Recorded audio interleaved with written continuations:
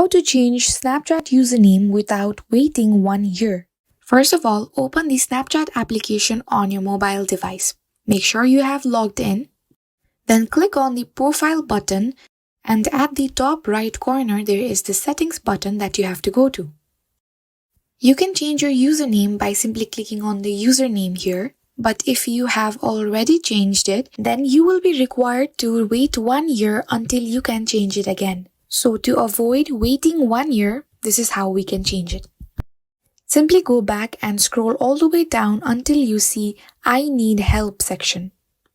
Now once you scroll a little down, you can find the section where it says contact us. Now you will be required to submit a request. Choose I need help with a Snapchat feature. Then choose settings. Click on other. Now you are required to put in your username, your email address, and the problem that you are currently facing. You can write what I have written on the screen and simply send it to the Snapchat helpline, and Snapchat will get back to you soon. Hope you liked this video. If you did, give it a thumbs up and subscribe to our channel for more amazing content.